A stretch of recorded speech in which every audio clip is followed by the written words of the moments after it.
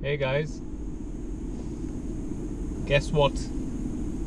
Yes, I'm in the Eurotunnel on my way to France. Well, on my way to Germany via France, Belgium and whatever is on the way. I think I may have to cut through Holland, just that little tiny bit at the bottom. So, let's hit the road and I will keep you updated. I'll keep you updated with my progress and my plans. I'm going to Berlin for about a week and I'm going to look at some flats to rent and see what it's like, and basically to figure out if there are any nice places and nice flats and nice areas where I could live. So, yeah. And going to Berlin, I have to be in the hip, alternative, non-preppy style. Hence this look. Round neck, t-shirt, jacket, jeans, deck shoes. I'll change them to boots when I get there. So I'm trying to blend in, and therefore taking all my clothes that don't have collars and jackets rather than blazers, so I don't look preppy. But unfortunately all my casual clothes and everything that I own is kind of what's considered preppy. For me that's just normal. Might have to get a new wardrobe just to live in Berlin, but we shall see. Hopefully they'll accept me for who I am. Alternative people are supposed to be alternative and wild and rebels, but in reality they all conform to the same type and make their own little clique. I think I'm alternative because there are not many people left out there who wear preppy clothes. So alternatives, the opposite of the norm. At the moment everyone's got that facial hair, the mohawk or whatever it's called, with the short back and sides and that big quiff on the top. So yeah, I'm alternative. I've just figured that out. Anyway, hope these vlogs will be fun. I like making videos when I'm traveling, so I will do my best to keep you updated and let you know what's going on. I'm meeting quite a few friends in Berlin. Some friends from other countries are coming because it's the Easter bank holiday weekend, so should be fun. Parking being one of my key requirements for every hotel. This place has quite a large underground car park, and here's the baby.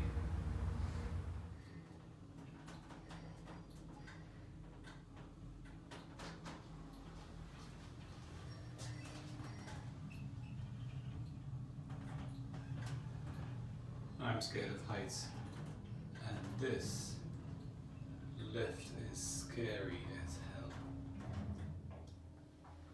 Yeah, very scary. But if you don't look at the drop behind me, it's perfectly fine.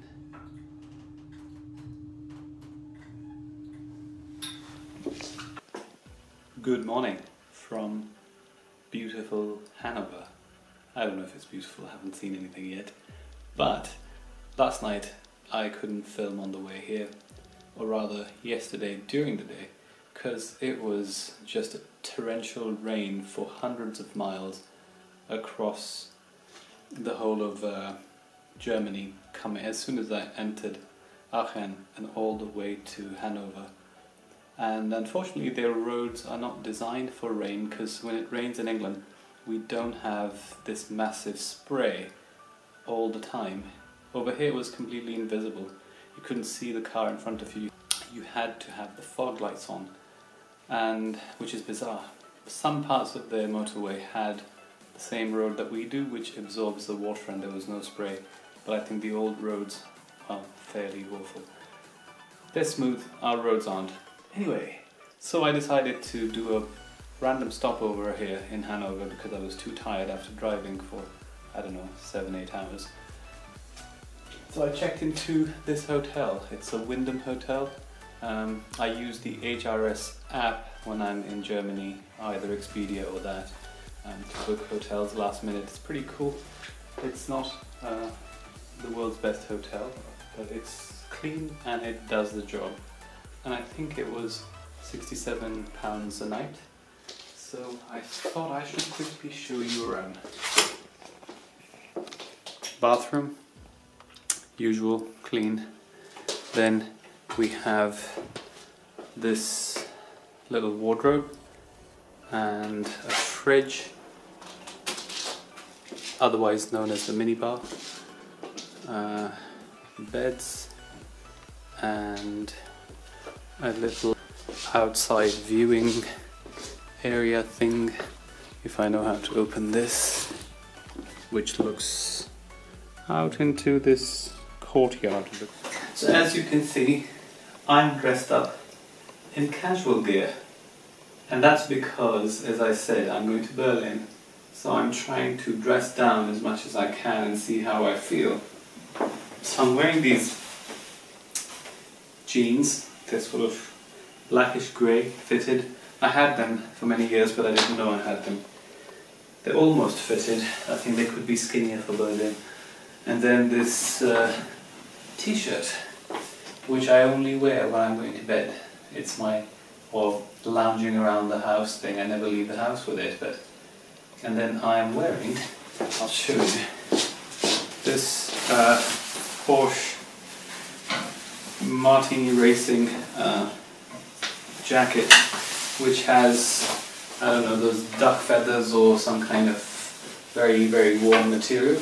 This thing folds into a tiny bag of this size. And I'll show you something else, which is quite interesting. I'll probably wear it in the next few days, but this is my other jacket, which is the big blue one with a hoodie. Massive jacket. But when you squeeze it in, it goes into a bag because of the material it's made from. It's really cool, quite nice, because I managed to pack all my stuff in very little space. Because usually when I'm traveling, I have several pairs of shoes, shirts, blazers, jumpers. All of those things need space and they need to be flat. And whereas these things, t-shirts and jeans and underwear, you can carry it all in a carry-on. Of course, I'm carrying 2 sets of luggage because I'm also taking my shirts and jumpers just in case I have to go somewhere half decent. But yeah, so that's how my traveling is going. So I will now head off to Berlin. I was supposed to be there on Friday, but I've decided that I'm going to go there a day early because I've got nothing else to do, and I've checked into a different hotel because my hotel booking starts from Friday. So yeah, let's see how that goes. Hopefully there'll be less rain and more fun on the motorway. But the Germans are nuts, I have to say. The visibility was so poor, you couldn't see 20 yards, which is, I don't know, 30 meters ahead of you. And I was doing 100 kilometers an hour because it's dangerous. Whereas they were still doing 160, 170, just, I don't know how they do it. Everyone was going really fast, even though they couldn't see anything. And touch wood, luckily there were no crashes anywhere. So obviously they're good drivers. Right, off to the next place. So, you asked me to show you how this is done. This is how it's done. Open the window on the left, hold the ticket like that, see, and then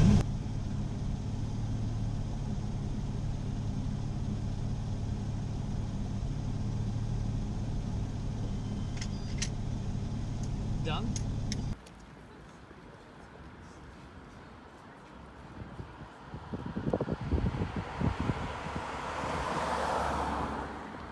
The thing that we get used to in England is everywhere you go they take credit cards, debit cards, all kinds of things. It's a bit of a pain here. I've guess it's something you have to get used to, that they don't take cards everywhere. You have to carry a lot of cash. So just need to keep reminding myself to go to banks and withdraw cash. So while in Germany, you have to get the V-Power Racing. That's 100. It's really amazing that you can get it in normal petrol stations. It's definitely, hopefully, going to make the car go even faster. So first impressions after filling the Shell V-Power 100. The car feels, this accelerator feels very responsive, so the throttle response has improved. Obviously that was expected, but somehow the car drives smoother as well, which I don't understand, shouldn't make any difference, but it feels like the car is going as if the roads have become smoother. It just glides. Bizarre. Overall, not much else to report at this stage, except that it probably is responding the way it does in the sport mode normally with normal fuel. What I want to know is, or check, is whether the fuel consumption will be improved. Yesterday I was driving very gently, so the car was doing about 33 miles to a gallon on the motorway, and whatever city drive I did along with it. So now let's see if it changes or improves, because the fuel is more expensive. So if it does better miles to a gallon, then it's really worth it just to use that all the time. Otherwise, not sure what value it will add other than make the car go a little quicker. Also, they say that it cleans up the engine and you should put it once in a while. In England, the best I think we have is 97, we don't have 100. So I can't really put 100 anyway. Yeah, that's it. You know, they say things happen for a reason, and all this time I was moaning about not getting a GT3. But on this trip I've realized that perhaps if I had gotten a GT3 I wouldn't have been really happy with it. All the reviews I'm hearing from the people who own the GT3, the Touring Edition, the one that I wanted, are all saying that it's very noisy inside and they've taken away the damping and the soundproofing from the car to make it more like the 911R.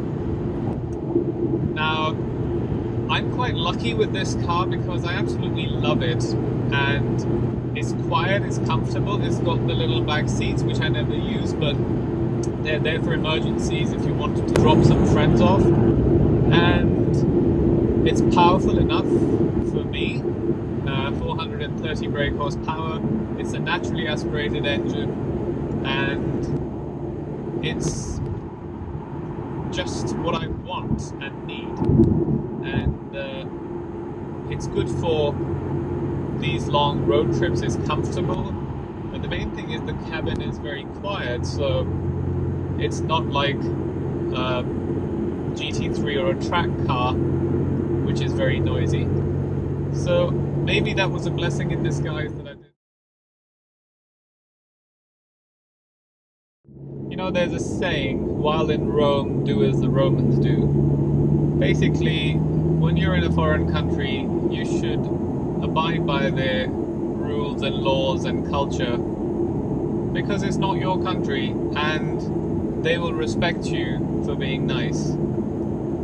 So the reason I'm saying this is because I used to think this was an issue only in England, where all the cars with foreign number plates misbehave and they do naughty things on the road, and I thought because we're just too tolerant in England, but we're very accepting of everyone coming and living there. But now I'm driving around Germany and all German number plates, if I could be so bold to say all West European number plates, well behaved on the motorway, following the regulations, not overtaking from the wrong side, all non-West European number plates, especially one country that is on the border with Germany. And it's just unbelievable. The trucks, the cars, they're all going over the speed limit, they are overtaking from the wrong side. There goes one. And they just cut across you, and there's no regard. And then what happens is that everyone who's driving around sees these cars, and they create this preconception of everyone from that country being like that. Now, I have so many friends, and I think I should just say it out loud which country this is, because it's nothing against everyone from that country. And cars, and they're all over the place. The thing is, I personally have really close, very good friends from who are very groomed, very civilized, very educated, and just lovely people. So I'm always very wary and conscious of making any remarks about anyone, because you end up offending the people who are really dear to you. So it's not against everyone, but it seems like there's a general trend of the people driving around Germany on the Autobahns who are from other countries that are not from Western Europe that are misbehaving. And I think this is, if you are from one of those countries and you're watching this, don't take this as an offense, but use this as an opportunity to tell your friends and people that you come across that when you're going abroad, you're an ambassador for your own country. Your car's number plate, your actions, your behaviors, they reflect on everyone from your country. So if I'm doing something naughty in my own country, I can get away with it because I think, you know, I'm British, it's my country, I do what I like, and people just say, oh, he's a nasty person. But if I'm abroad, I'm extra cautious and very nice because I'm representing the British people. Anyway, over with the rant. I've been thinking about it for the last 2 days, and I thought I should say something because we live in this world of political correctness where we cannot ever mention anything because we are afraid of offending everyone. We're afraid of alienating our friends and family because people will think you're not politically correct, you're not tolerant. The thing is, everything is inside our heads, and because we don't talk about it, it never gets fixed. No one ever discusses anything. The political correctness landscape is changing so badly that it's creating a lot of extreme views from all sides because no one's able to discuss anything. So I hope that in the near future we will kill political correctness and bring back free speech, discussion and debate so we can actually fix things rather than burying them under the carpet. Over and out from the Autobahn in Germany. Next hotel. Underground car park. All set. Next hotel room. Mirror. Me. In my casual attire. And a rucksack. So, smaller hotel room, but I'm quite basic, but then I'm only staying here for one night, which is perfectly fine. Oh, they have a trouser press. How interesting. But they have an underground car park, which is the most important thing.